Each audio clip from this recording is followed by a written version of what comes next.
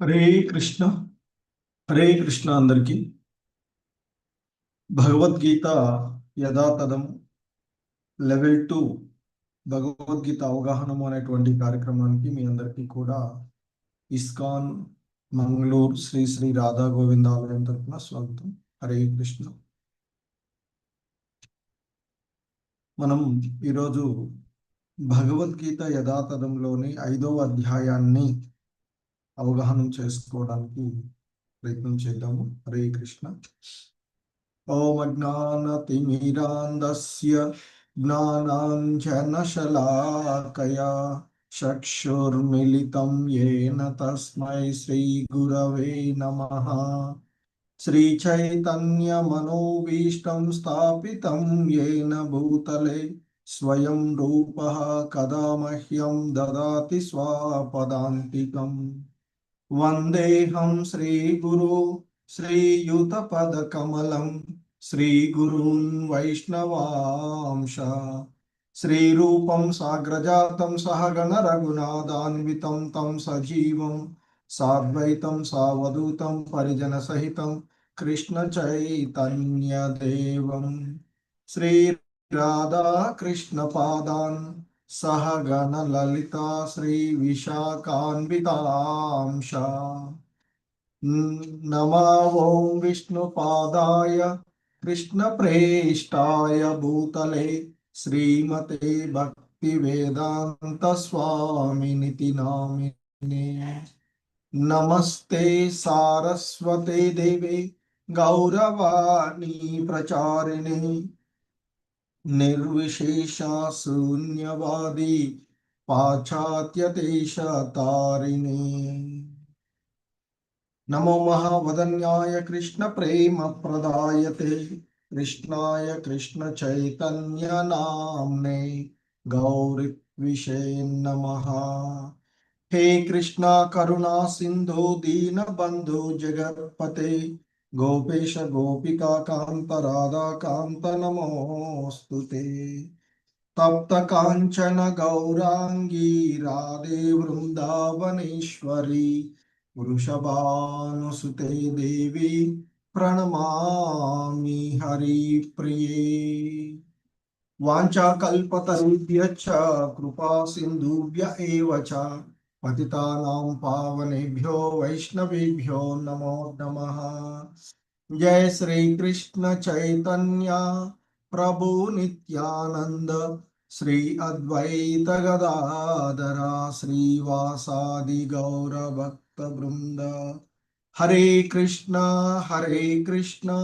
Krishna Krishna Hare Hare Hare Rama Rama Rama Hare Hare. Hare Krishna Krishna Krishna Hare Hare Hare Rama Rama Rama Hare Hare. Hare Krishna. So Bhagavad Gita అవగాహనము level 2 Bhagavad Gita యథాతథంలోని 5వ అధ్యాయమైనటువంటి కర్మయోగము, దీనినే కృష్ణ చైతన్య సహిత కర్మయోగము కృష్ణ భక్తి భావనలో అంటే కృష్ణ చైతన్య సహిత కర్మ, దీన్నే కర్మ సన్యాస యోగము అని కూడా పిలువబడేటువంటిది. సో దీన్ని మనము ఇస్కాన్ వ్యవస్థాపక ఆచార్యులైనటువంటి శ్రీల ప్రభుపాదుల వారి యొక్క బోధనల ఆధారంగా ఈ అధ్యాయాన్ని అవగాహన చేసుకోవడానికి ప్రయత్నం చేద్దాము. హరే కృష్ణ. సో మనకి ఈ అధ్యాయంలో ఆ భక్తియుతమైనటువంటి కర్మ శుష్క మానసిక కల్పనల కంటే ఉత్తమైనది అనేది చెప్తారు. అయితే అంతకుముందు మరి చెప్పబడినటువంటి విషయాలను గురించి చూస్తే, మొదటి అధ్యాయమైనటువంటి కురుక్షేత్ర రణరంగంలో సైనిక పరిశీలన, అబ్జర్వింగ్ ది ఆర్మీస్. సో తదుపరి అక్కడ మనకి కాంపాషన్, ఎంజాయ్మెంట్, మరి saintliness and fear, sinful reactions, destruction of family, జాలి, మరి ఆ ఎంజాయ్మెంట్స్, పాపభీతి, ఆ కుటుంబ కులక్షయం అనేటువంటి కారణాలు చెప్పి నేను యుద్ధం చేయను అనడము మొదటి అధ్యాయంలో. సో అలాగే రెండో అధ్యాయంలో కూడా ఇంకా ఇండిసిషన్, అంటే సరైనటువంటి నిర్ణయం తీసుకోలేనటువంటి కండిషన్లో ఉండి, కాకపోతే అర్జునుడు శ్రీకృష్ణ భగవానుల వారికి శరణాగతి పొందడం ద్వారా అర్జునుడు surrender to the lord Krishna, Krishna భగవానుడికి ఆయన సరెండర్ అవడం. అప్పుడు ఆ గీతాచార్యుడైనటువంటి శ్రీకృష్ణ భగవానుడు కురుక్షేత్ర రణరంగంలో, ఎందుకంటే ఈ దేహపరమైనటువంటి భావనలలో ఉండి ముఖ్యంగా తన పితామహుడైనటువంటి భీష్ముడిని, గురువు గారైనటువంటి ద్రోణాచార్యుల్ని, ఇతర బంధువులందరినీ చూసి ఇక యుద్ధం చేయను అని రథంలో కూర్చుండేటువంటి పోయిన పరిస్థితి. కాకపోతే ఈ పరిస్థితులలో నేనేం చేయాలో తెలుసుకోలేకుండాను, కనుక నేను నీకు శరణాగతుడను, నాకు ఏది సరైన మార్గమో దాన్ని బోధించమని ఆయన్ని వేడుకోవడము. తదుపరి ఆయన మరి ఆ కృష్ణ భగవానుడు భగవద్గీత బోధన, ఆ సాంఖ్య యోగము అనేటువంటి రెండవ అధ్యాయంలో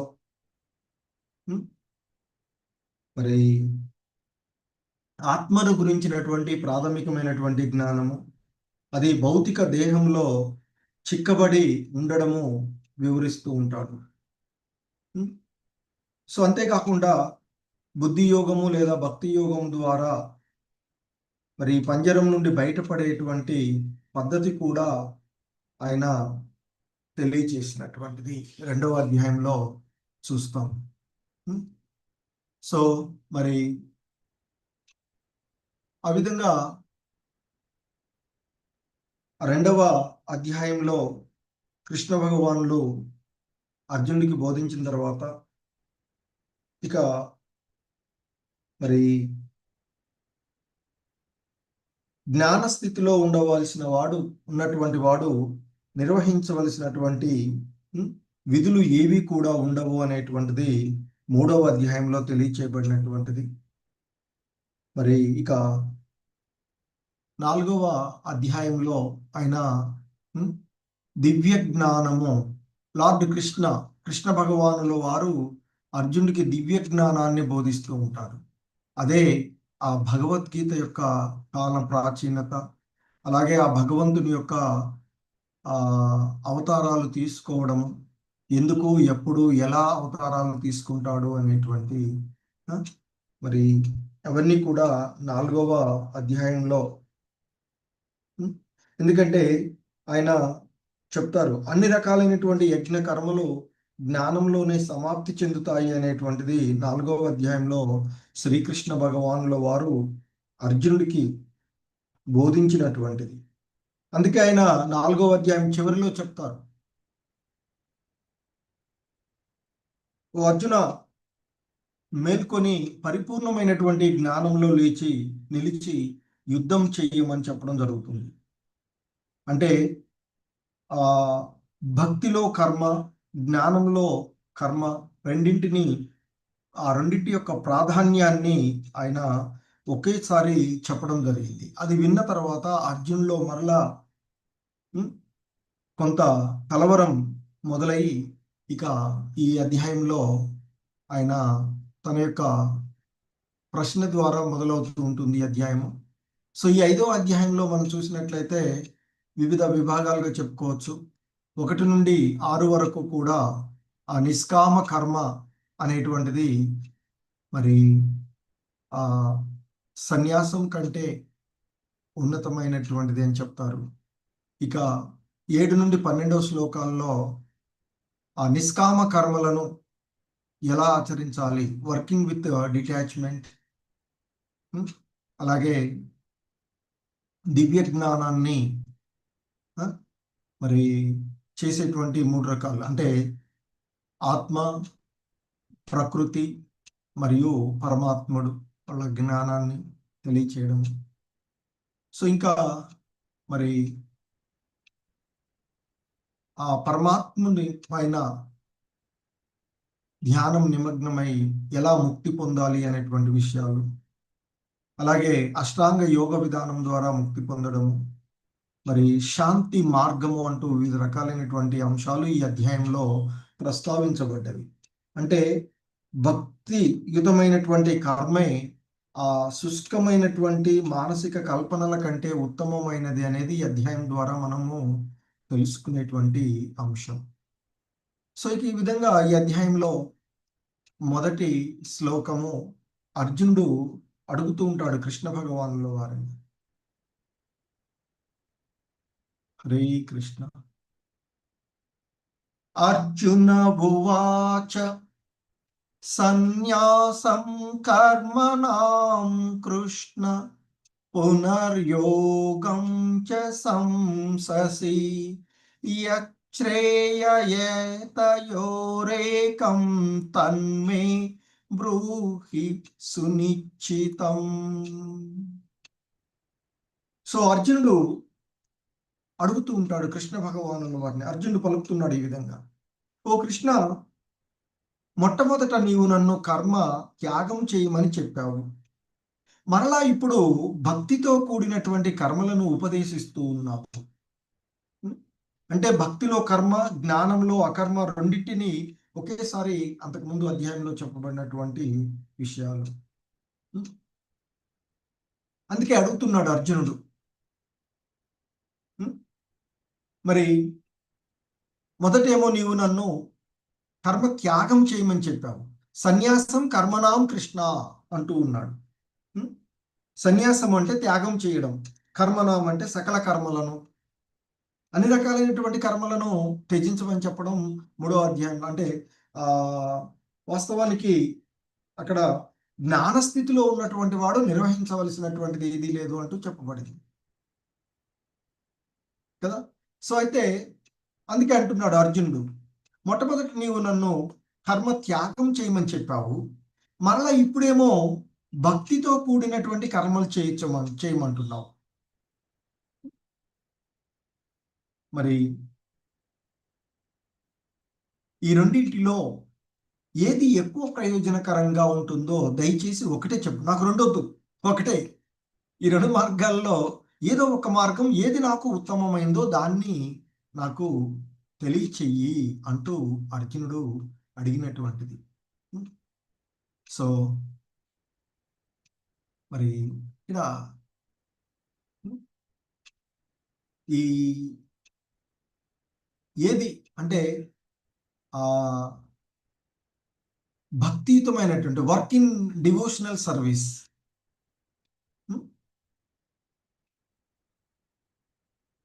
ఏది ఉత్తమమైనది అనేటువంటిది అర్జునుడు అడుగుతూ ఉన్నటువంటిది.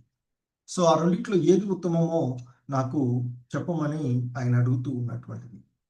ఇక్కడ ముఖ్యంగా జ్ఞానంలో త్యాగము అంటే ఇంద్రియ కలాపాలను ఇంద్రియ కలాపాలుగా నిర్వహింపబడేటువంటి నానా రకాలైనటువంటి కర్మలను ఆపివేయడము అనేటువంటిది అర్జునుడు అనుకుంటూ ఉన్నటువంటిది. కానీ మరి మనిషి భక్తిలో కర్మలను నిర్వహిస్తే కర్మ ఎట్లా ఆగుతుంది అనేటువంటిది. అందుకే అడుగుతున్నాడు, మొదటేమో నన్ను కర్మలో త్యాగం చేయమని చెప్పావు, ఇప్పుడు మరలా భక్తితో కర్మలు చేయమంటున్నావు, అలా ఎట్లా అవుతుంది? కాబట్టి ఈ రెండిట్లో ఏది సరైనదో, అంటే కర్మ త్యాగము పరస్పరమైనటువంటివి కదా. అందుకే మరి ఈ రెండింటిలో ఏది ఉత్తమమో నాకు తెలియచెయ్యి అని మరి ఆయన విచారణ చేస్తారు. అంటే పూర్ణ జ్ఞానంలో కర్మ ఫలాన్ని కలిగించదని మరి ఇంతకు ముందు నేను చెప్పబడింది, అదే అకర్మ వంటిది అని చెప్తారు. అయితే ఈ అకర్మ అంటే ఏంటి అనేది అర్జునుడికి అంటే అడిగిన దాన్ని బట్టి ఇక్కడ కొంచెం అర్థం కానట్లు ఉన్నట్టుగా తెలుస్తుంది. అందుకే తాను కర్మను పూర్తిగా ఆపివేయాలా లేకపోతే పూర్తి జ్ఞానంతో పనిచేయాలా అనేటువంటిది అర్జునుడు అడుగుతూ ఉన్నటువంటిది. ఈ రెండిట్లో ఏది నాకు ఉత్తమమైందో దాన్ని తెలియచెయ్యి అంటూ అడుగుతున్నారు. సో దానికి సమాధానంగా ఈ అధ్యాయంలో అర్జునునికి శ్రీకృష్ణ భగవానులు వారు బోధించేటువంటి బోధనే కర్మయోగము, కృష్ణ భక్తి భావనలో కర్మ, కృష్ణ చైతన్య సహిత ఆ కర్మలను ఆచరించడం గురించి భగవంతుడు ఈ అధ్యాయంలో బోధిస్తూ ఉంటారు. అది మనం చూసేటువంటి. సో సమాధానం చెప్తున్నారు శ్రీకృష్ణ భగవానుల వారు. శ్రీ భగవాను వాచ సన్యాస కర్మయోగచ్చ నిశ్రేయసకరావుభౌ తయోస్తు కర్మ సన్యాసాత్ కర్మయోగో విశిష్యతే. సో శ్రీకృష్ణ భగవానుడు సమాధానం ఇస్తూ ఉన్నాడు అర్జునుడు అడిగినటువంటి దానికి. ఓ అర్జున, ఇక్కడ అడుగుతున్నటువంటి అంటే కర్మ సన్యాసము, భక్తిలో కర్మ చెప్తున్నారు. కర్మ సన్యాసము అంటే కర్మ పరిత్యాగము మరియు భక్తితో కూడిన కర్మలు రెండును ముక్తికి శ్రేయదాయకములు. Path of renunciation of action and path of actions రెండు కూడా ఉత్తమమైనవే, ముక్తికి సరైనవే అంటూ చెప్తూ ఉన్నారు. మరి అయితే ఈ రెండింటిలో కర్మ సన్యాసము కంటే భక్తితో కూడిన కర్మయే ఉత్తమము అనేటువంటిది అర్జునుడికి శ్రీకృష్ణ భగవానుల వారు చెప్తూ ఉన్నటువంటిది. ఎందుకంటే ఇక్కడ కర్మలను ఆచరించడము అనేటువంటిది ఇంతకుముందు చెప్తున్నట్లుగా రెండు రకాలుగా ఉంటాయి. సకామ కర్మలు అంటే ఫ్రూటి ఫలాలను ఆశిస్తూ చేసేవి. ఇంకోటి యాక్షన్ ఇన్ కృష్ణ కాన్షియస్నెస్, కర్మయోగం అంటే భక్తియుతమైనటువంటి కర్మలను చేయడం. సో మరి ఈ కర్మ సన్యాసం కంటే కూడా, ఎందుకంటే ఈ శుష్క మానసికమైనటువంటి కల్పనల కంటే ఆ భక్తి భావనలో కర్మలు చేయడమే ఉత్తమము అని చెప్తున్నారు. రెండు కూడా మంచివి, సరైనటువంటివి అయినప్పటికీ కూడా ఈ కర్మ సన్యాసాల కంటే కృష్ణ భక్తి భావనలో కర్మలు చేయడమే, అంటే భక్తితో కూడినటువంటి కర్మయే ఉత్తమము అనేటువంటిది చెప్తున్నారు. ఎందుకంటే ఇక్కడ కామ్యకర్మలు, ఫ్రూటివ్ యాక్టివ్స్ అంటే ఏంటి, మనకి ఇంద్రియ భోగాన్ని కోరుకొని చేసేటువంటి కర్మలు అంటే భౌతిక బంధనానికి కారణమయ్యేటువంటివి, అంటే దేహ సౌఖ్యాన్ని యొక్క ప్రమాణాన్ని మెరుగుపరుచుకునేటువంటి లక్ష్యంతో చేయబడేటువంటి కర్మలు. మరి అలా ఉన్నటువంటి వాడు ఈ భవబంధనాలలోనే నిరంతరము సో తిరుగుతూ ఉంటాడు అని చెప్తూ ఉంటుంటారు. కానీ ఎవరైతే కృష్ణ భక్తి భావనలో మరి కర్మలు చేస్తూ ఉంటుంటారో మరి వారు ఈ భవబంధనాల నుండి ముక్తి పొంది ఆ భగవంతుని యొక్క దివ్యధామాన్ని చేరుకోగలుగుతారు అని చెప్తారు. అయితే ఇక్కడ జ్ఞానము ఒక్కటే ముక్తికి సరిపోదు అనేటువంటి విషయాన్ని కూడా చెప్తారు. అందుకే ఆత్మస్థాయిలో పని చేయవలసి ఉంటుంది అని చెప్తారు. మళ్ళీ అలా చేయకపోతే అది ఈ భవబంధనాల నుండి ముక్తి పొందడం అనేటువంటిది సాధ్యం కాదు అని చెప్పబడుతూ ఉన్నటువంటి. సో ఇంకా చెప్తున్నారు, జ్ఞేయస నిత్య సన్యాసి యో నద్వేష్టి నకాంక్షతి నిర్ద్వంద్వో హి మహాబాహో సుఖం బంధాత్ ప్రముచ్యతే. సో అర్జున, తన కర్మఫలాలని ద్వేషించని వాడు, అలాగని వాటిని కోరుకోనటువంటి వాడు నిత్య సన్యాసి అని తెలియబడతాడు. ఎందుకంటే కృష్ణ భక్తి భావనలో ఉన్నటువంటి వాడు తన కర్మఫలాల పట్ల ద్వేషం గాని కోరిక గాని ఉండదు, కనుకనే అటువంటి వాడు నిత్య సన్యాసి అని పిలువబడతారు అని చెప్తారు. మహాబాహువులు కలిగిన ఓ అర్జున, సకల ద్వంద్వాల నుండి విడివడిన అలాంటి వ్యక్తి సులభంగానే భవబంధనాల నుండి విముక్తి పొందుతాడు.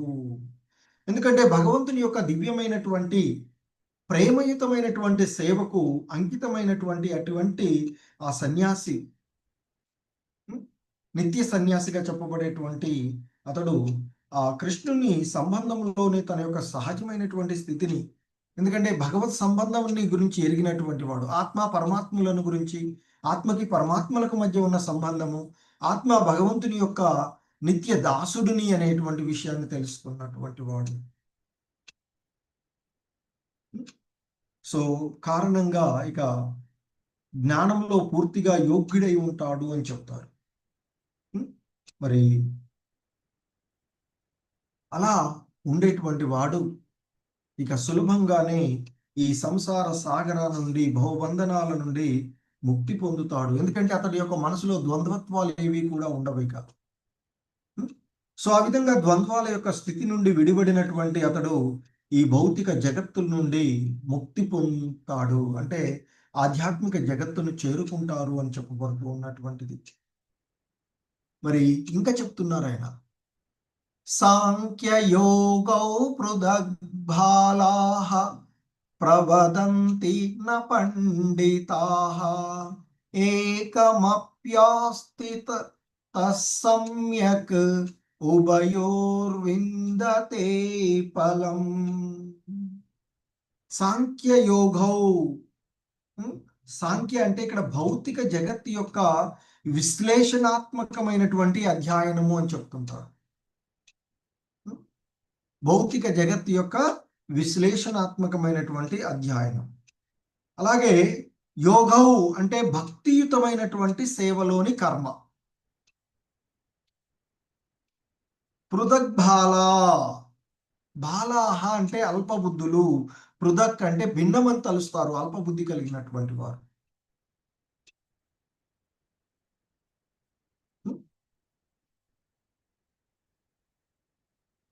కానీ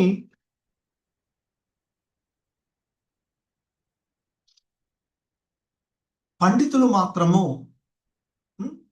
మరి ఈ రెండు ఒకటే, రెండింటి యొక్క ఒకే రకమైనటువంటి ఫలాలను పొందుతారు అని ఇక్కడ చెప్తున్నది. సాంఖ్య యోగౌ పృథగ్బాలాః ప్రవదంతి న పండితాః ఏకమప్యాస్తి తస్సమ్యక్ ఉభయోర్విందతే ఫలం. కేవలము అజ్ఞానులు మాత్రమే కర్మయోగము అంటే ఆ భక్తి యోగం, అలాగే భౌతిక జగత్తు యొక్క విశ్లేషణాత్మకమైనటువంటి అధ్యాయము అంటే సాంఖ్యయోగము భిన్నమైనది అని చెప్తారు. కానీ ఈ రెండు మార్గాలలో ఏ ఒక్క మార్గాన్ని సమగ్రముగా అనుసరించినను ఆ రెండింటి యొక్క ఫలాలను పొందుతారు అని పొందవచ్చును అని చెప్పబడుతుంది అంటూ చెప్తూ ఉన్నటువంటిది.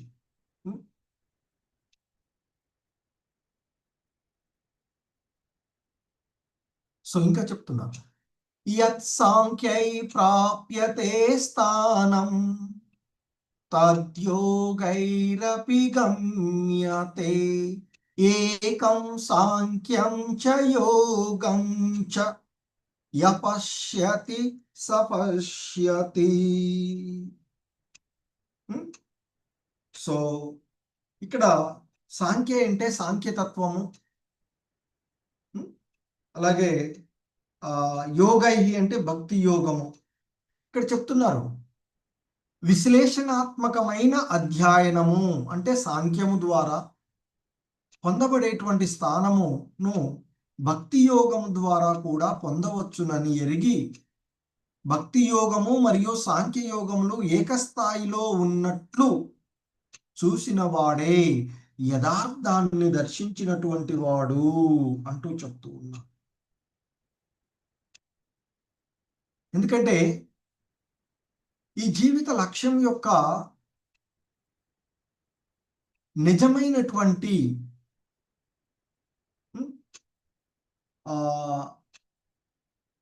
అంతిమ లక్ష్యాన్ని తెలుసుకోవడమే తాత్విక పరిశోధన యొక్క నిజమైన ప్రయోజనము అని చెప్తూ ఉంటుంటారు. సో మరి జీవిత చర్మ లక్ష్యము ఆత్మానుభూతియే కనుక రెండు పద్ధతుల ద్వారా చేరినటువంటి అంటే ఆ నిర్ణయాలలో ఎటువంటి భేదము ఉండదు అని చెప్తారు. సో అంటే ఇక్కడ ఒకళ్ళు చెట్టు యొక్క మొదల్లో సాంఖ్యయోగా మార్గాన్ని తెలుసుకునేటువంటి వాడు ఈ చెట్టు యొక్క మొదలను తెలుసుకున్నట్లయితే ఆ భక్తి యోగంలో ఉన్నటువంటి వాడు ఆ చెట్టు యొక్క వేర్లకు నీళ్లు పోసేటువంటి వాడుగా చెప్తూ ఉంటుంటారు. వాటర్ అండ్ ది రూట్ అని చెప్పబడుతూ ఉండేటువంటిది. సో మరి జీవుడు భౌతికమైనటువంటి అంశ. మరి అటువంటి పూర్ణుడైనటువంటి భగవంతుని అంశ అనేటువంటి నిర్ణయానికి ఆ సాంఖ్యతత్వ పరిశోధన ద్వారా మనిషి చేరుకునేటువంటిది. అంటే కారణంగా మరి ఆత్మకు భౌతిక జగత్తులో ఎటువంటి సంబంధం లేదు. మరి కనుకనే అతడు చేసేటువంటి కర్మలన్నీ కూడా భగవంతునితోనే సంబంధం ఉండాలి అని చెప్పబడేటువంటి. సో మరి అటువంటి వాడు కృష్ణ భక్తి భావనలో పనిచేసినప్పుడు తన యొక్క సహజమైనటువంటి స్థితిలో ఉన్నాడు వాడవుతూ ఉంటుంటారని చెప్తారు. సో ఆ భగవంతుని ఈ సేవ చేసేటువంటి ఆ కర్మయోగం, డివోషనల్ సర్వీస్ అంటే ఆ భక్తియుతమైనటువంటి భక్తిలో కర్మలను ఆచరించేటువంటి వాడు ఈ విధంగా. సో ఫైనల్గా రెండింటి ద్వారా కూడా ఉన్నతమైనటువంటి స్థితిని పొందడమే మనకి ఇక్కడ చెప్పబడుతూ ఉన్నటువంటిది.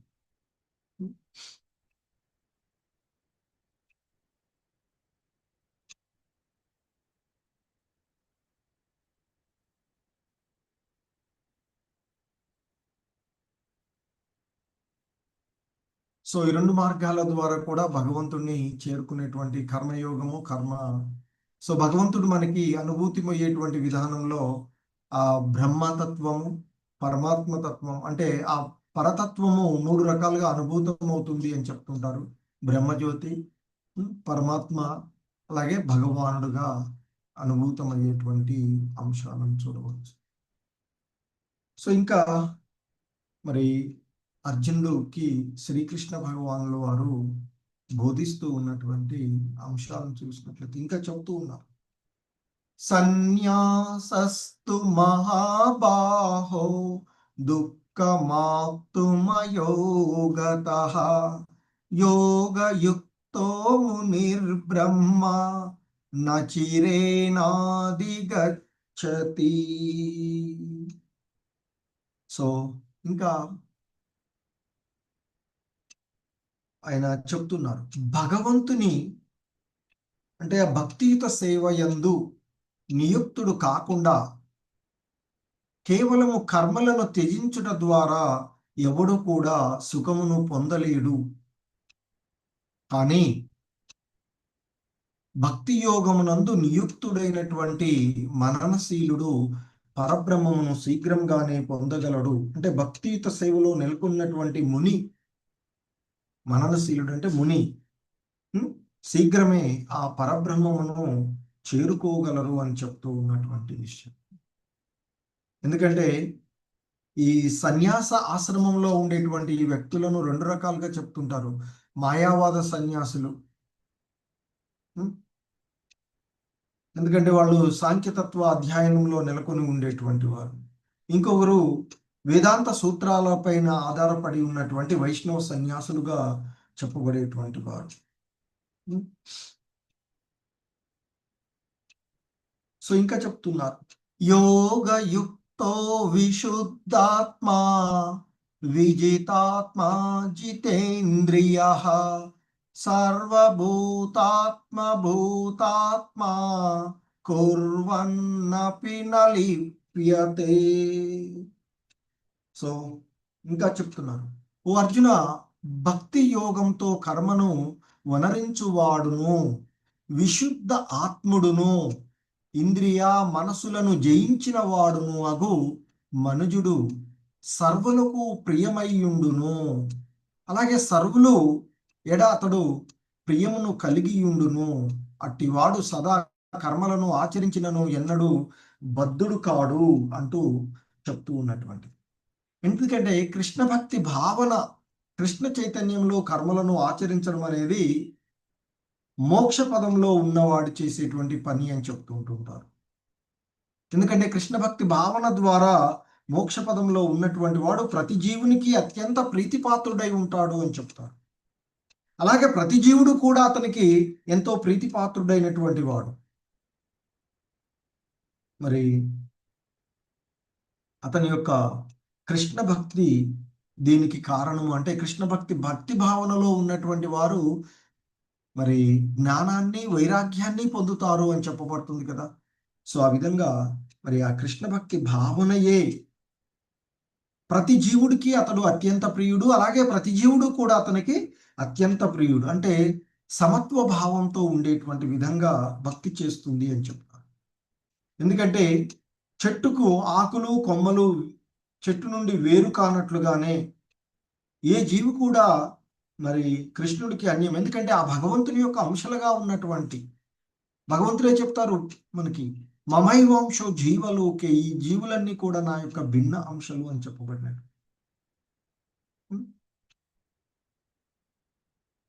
ఎందుకంటే చెట్టుకు ఆ చెట్టు మూలానికి నీరు పోస్తే తద్వారా అన్ని ఆకులు కొమ్మలకు నీరు సరఫరా అవుతూ ఉంటుంది.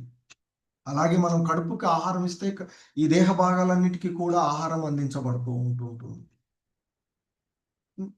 సో కాబట్టి కృష్ణ భక్తి భావనలో పనిచేసేటువంటి వ్యక్తి అన్ని రకాలైనటువంటి కర్మలను, అన్ని రకాలైనటువంటి వారి యొక్క సేవలో నిమగ్నమైన వాడే అని చెప్పబడుతూ ఉంటుంది.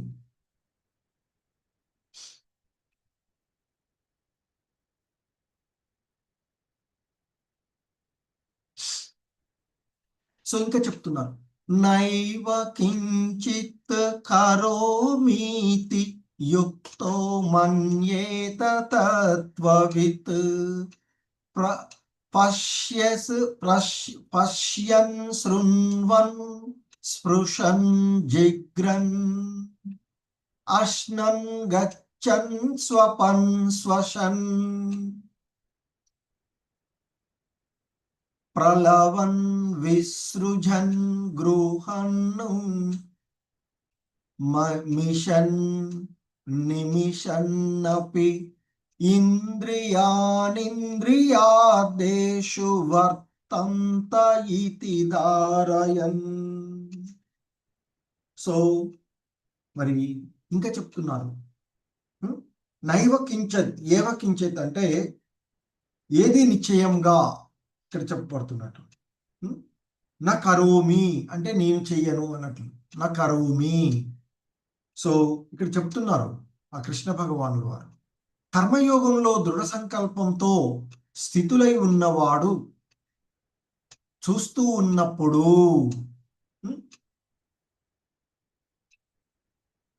మరి పశ్యన్ అంటే చూస్తూ ఉన్నప్పుడు, శృణ్వన్ వింటూ ఉన్నప్పుడు అంటే చూస్తూ ఉన్నప్పుడు వింటూ ఉన్నప్పుడు, స్పృశన్ స్పృశిస్తూ ఉన్నప్పుడు,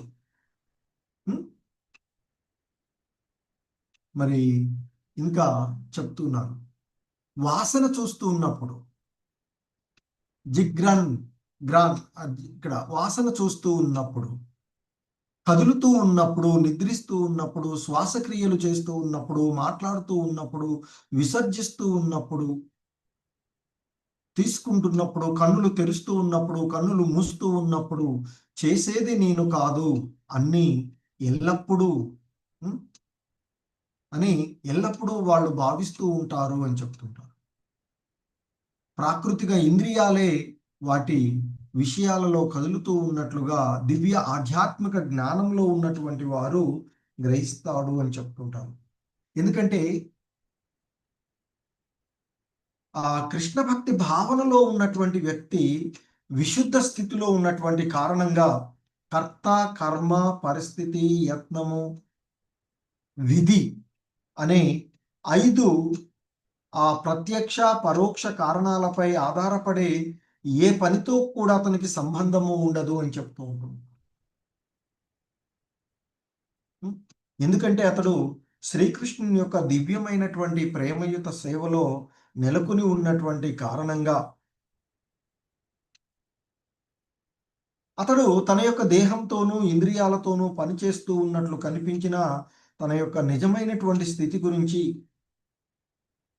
తన దేహంతో మరి ఆ ఆధ్యాత్మిక కలాపాలను గురించి సర్వదా అతడు తెలుసుకుని ఉంటాడు కనుక మరి అతడు సర్వదా దివ్యమైనటువంటి స్థితిలోనే ఉంటాడు అని చెప్పబడుతూ ఉన్నటువంటిది.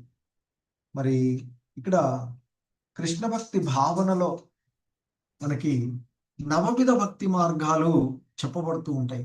శ్రవణం, కీర్తనం, స్మరణం, పాదసేవనం, అర్చనం, వందనం, దాస్యం, సాఖ్యం, ఆత్మ నివేదనం అంటూ నవవిధ భక్తి మార్గాలు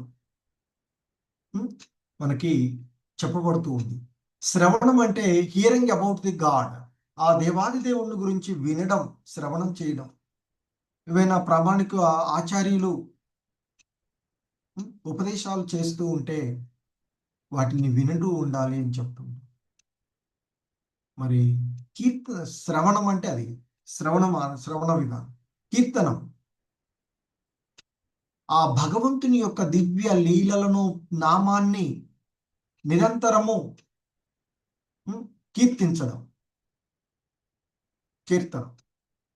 ఇక స్మరణం ఆ భగవంతుని ఎప్పుడూ కూడా గుర్తుపెట్టుకో, రిమెంబరింగ్ ది గాడ్. ఇక పాద సేవనం, ఆయన యొక్క పాద పద్మాలకు సేవ చేసుకునేటువంటి పరిస్థితి. ఆయన యొక్క పాద పద్మాలకు serving the lotus feet of lord. అర్చనం ఆ భగవంతుని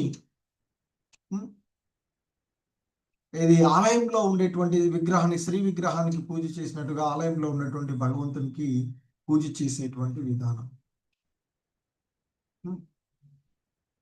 ఇక వందనం ఆ భగవంతుని ముందు వంగి ఆ భగవంతునికి వందనాలు అర్పించడం. దాస్యం ఆ భగవంతుని యొక్క సేవకుడుగా ప్రవర్తించడం. సఖ్యం ఆ భగవంతుని యొక్క స్నేహితుడు, స్నేహభావంలో భగవంతునితో మెలగగలగడం. ఇక ఆత్మ నివేదనం పూర్తిగా తనను తాను ఆ భగవంతునికి సమర్పించుకునేటువంటి విషయాలు.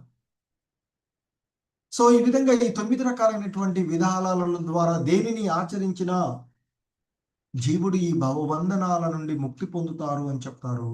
మనకి ఆ విధంగా పరిపూర్ణతను సాధించినటువంటి వాళ్ళు శ్రవణం వినడం ద్వారా, భగవంతుని గురించినటువంటి దివ్య లీలలను వినడం ద్వారా ముక్తి పొందినటువంటి వాడు పరీక్షిత్ మహారాజు గురించి చెప్తూ ఉంటారు. ఎందుకంటే పరీక్షిత్ మహారాజు 7 రోజుల్లో మరణిస్తాడు, పాము కాటు చేత మరణిస్తాడు అని తెలిసినప్పుడు ఆ మరణం నుండి ఎలా బయటపడాలి అనేటువంటి ప్రయత్నం చేయకుండా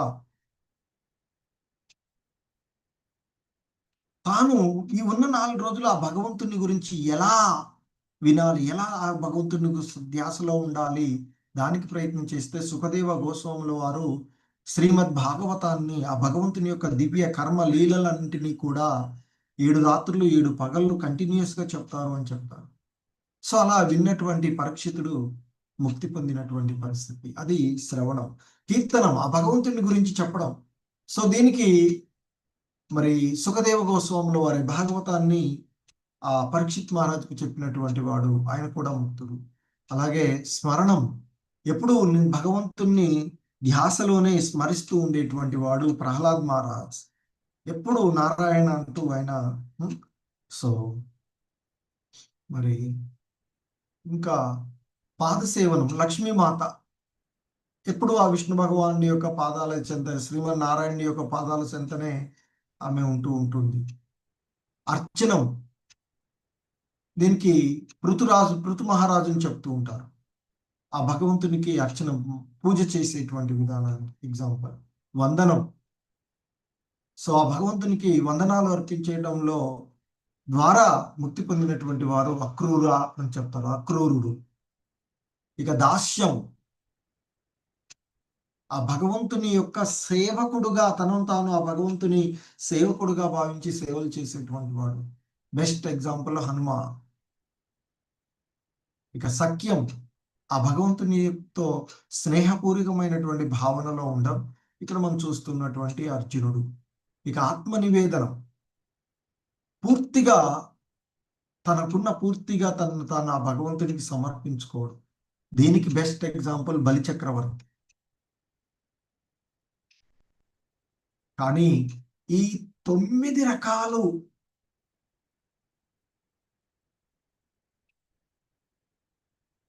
నవవిధ భక్తి మార్గాలను అనుసరించినటువంటి ఒక భక్తుడు కూడా ఉన్నాడు. ఆయనే అంబరీష్, రాజా అంబరీష్. సో ఈ 4 రకాలైనటువంటి వాటిలో నిమగ్నమయ్యేటువంటి వాడు.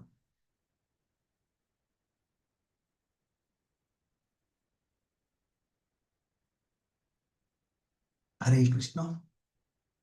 సో ఆ విధంగా ఆ భగవంతుని ధ్యాసలో నిమగ్నమై భక్తియుతమైనటువంటి సేవ. సో ఇంకా చెప్తూ ఉన్నారు ఆ భగవంతు, ఎందుకంటే కృష్ణ భక్తి భావనలో ఉన్నటువంటి వాడి యొక్క ఇంద్రియాలు ఏనాడు కూడా ప్రభావితం కాదు అని చెప్తారు. తాను ఆ భగవంతుని నిత్య సేవకుడును అని తాను తెలుసు కనుక భగవత్ సేవ తప్ప వేరే కార్యం ఏది కూడా అతడు ప్రార్థన. సో అటువంటి వాళ్ళ గురించి ఇక్కడ చెప్తూ ఉన్నారు.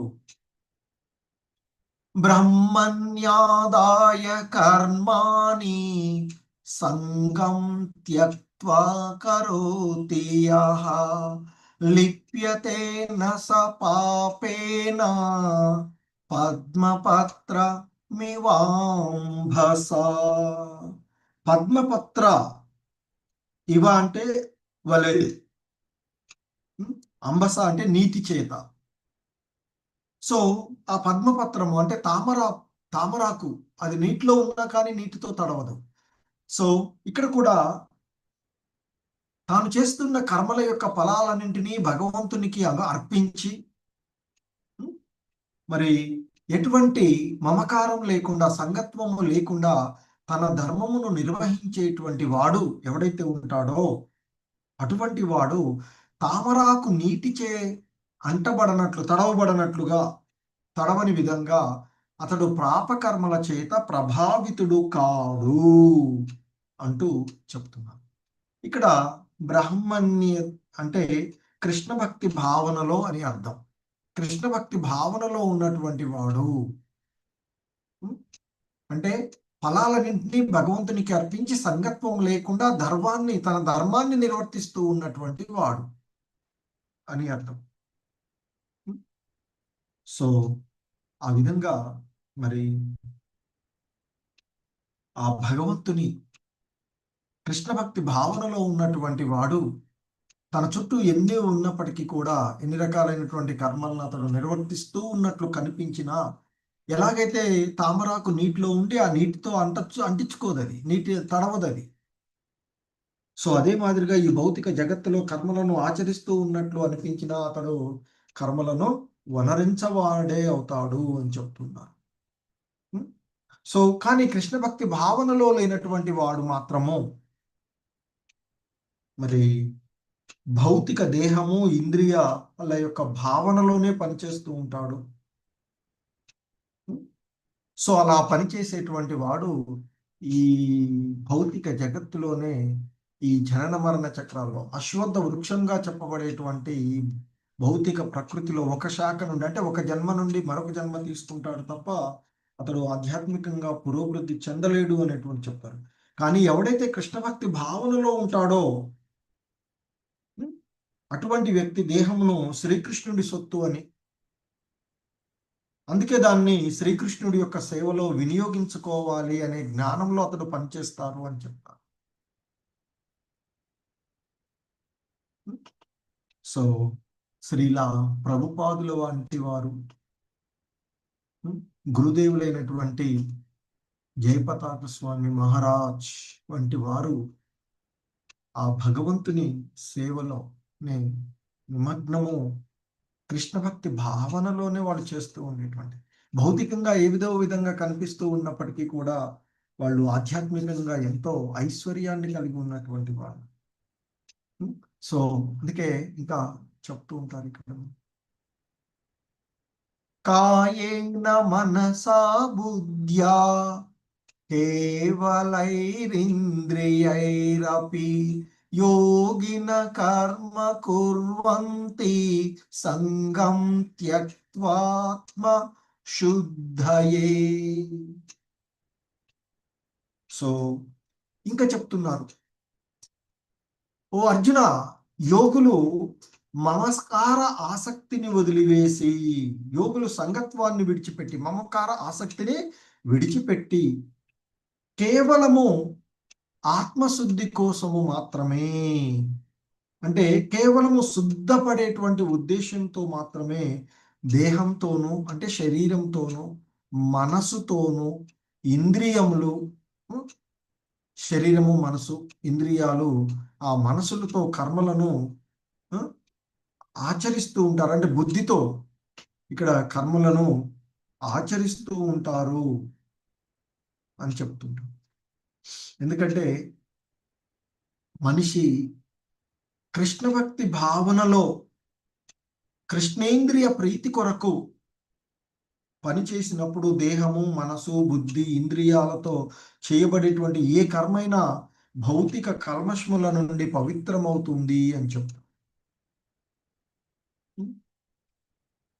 సో కాబట్టి అలా కృష్ణ భక్తి భావనలో ఉన్నటువంటి వ్యక్తికి చేసే కర్మల నుండి ఎటువంటి భౌతికమైనటువంటి కర్మ ఫలాలు కలగవు.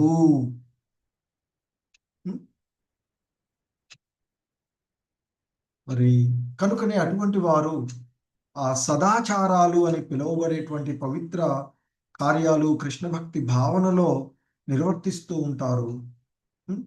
తద్వారా సులభంగానే వారు ఈ భవబంధనాల నుండి ముక్తులవుతారు అంటూ చెప్పబడుతూ ఉంటుంది.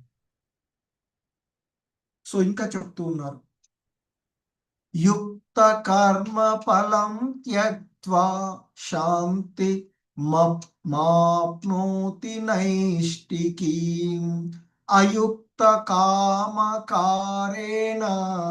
ఫలే సక్తో నిబధ్యతే. సో ఇంకా చెప్తూ ఉన్నారు,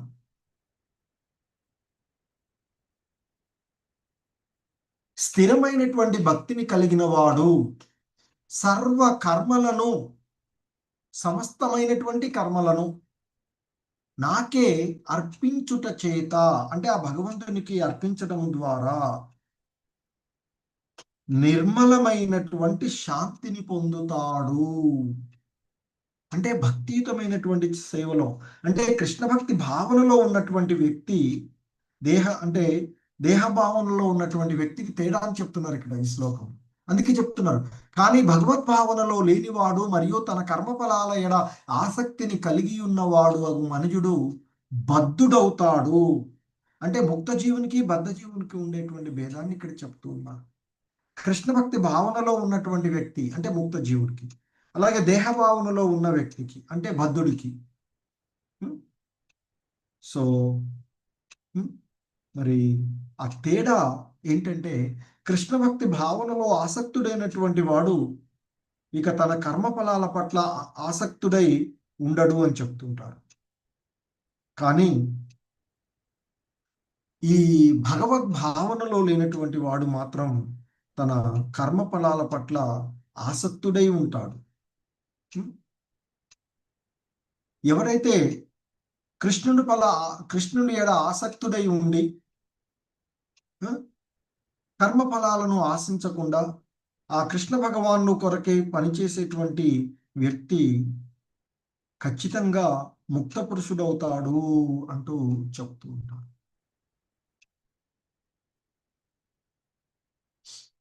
సో ఇంకా చెప్తూ ఉన్నారు ఇక్కడ, సర్వకర్మాణి మనసా సన్యస్యాస్తే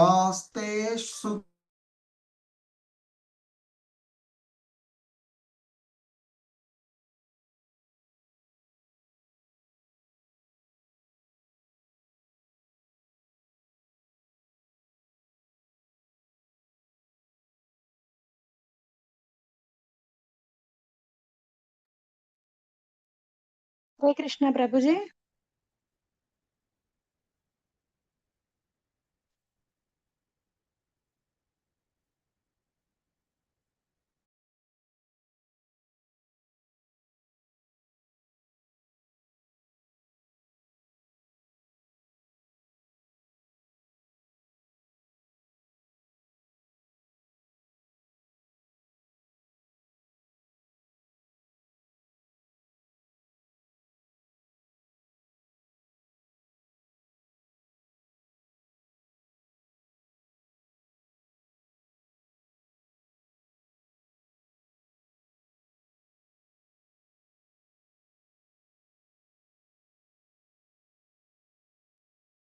हरे कृष्णा।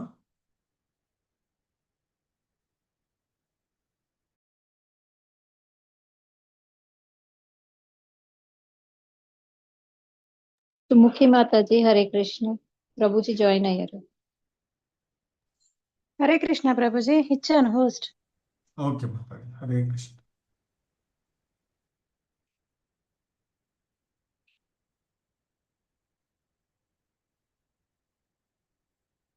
హరే కృష్ణ. సో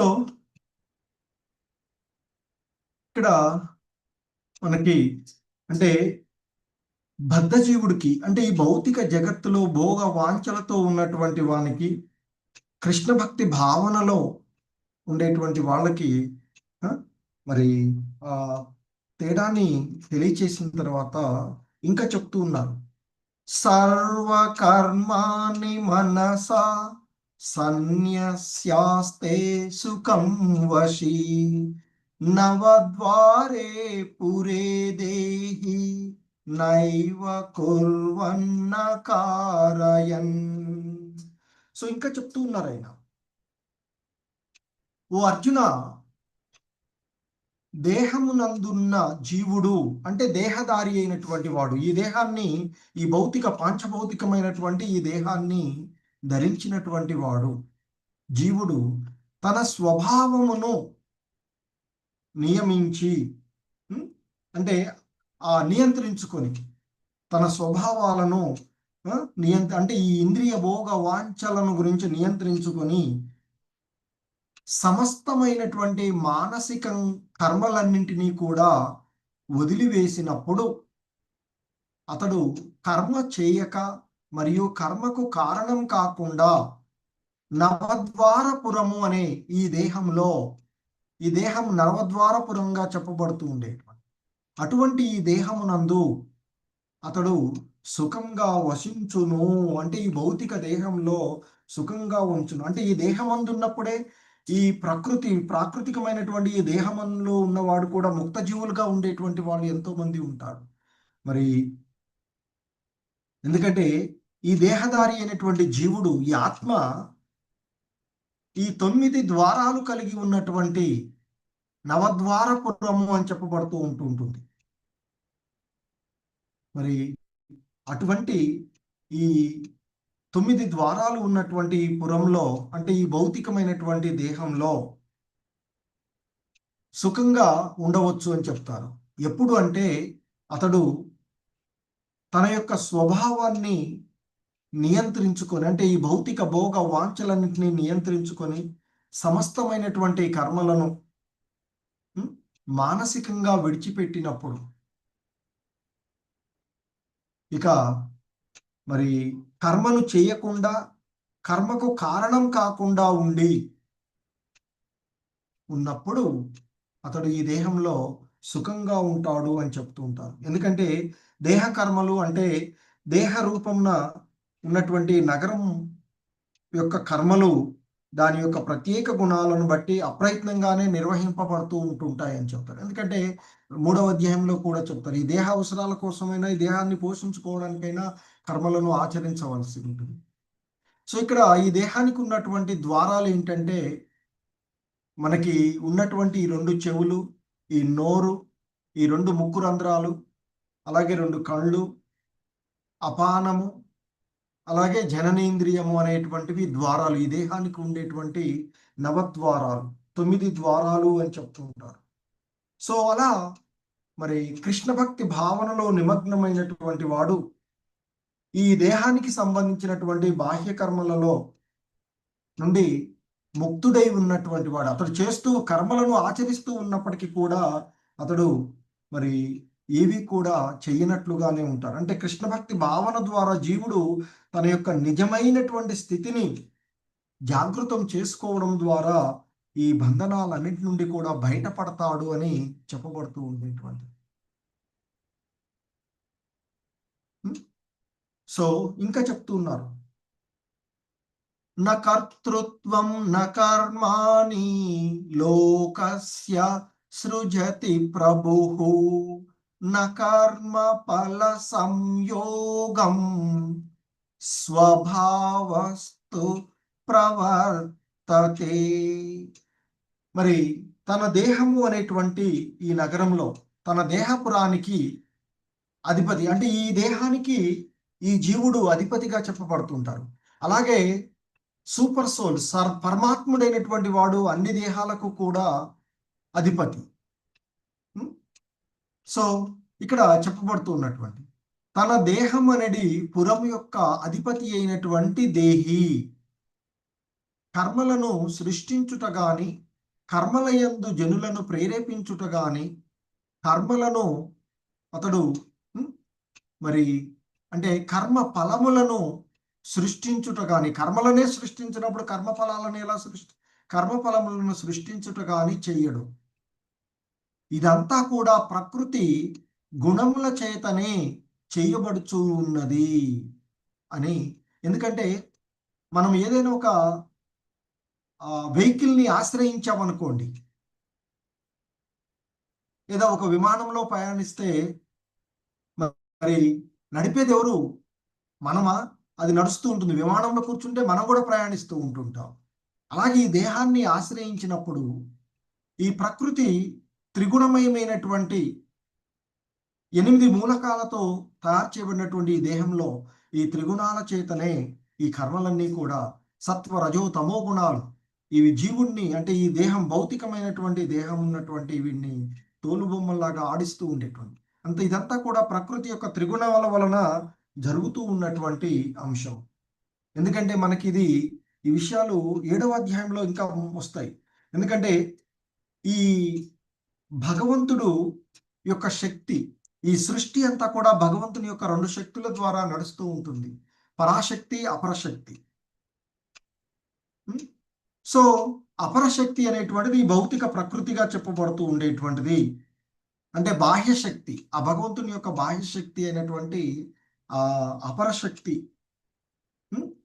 అంటే ప్రకృతి శక్తిగా చెప్పబడేటువంటిది. సో ఇది అల్పమైనటువంటిది.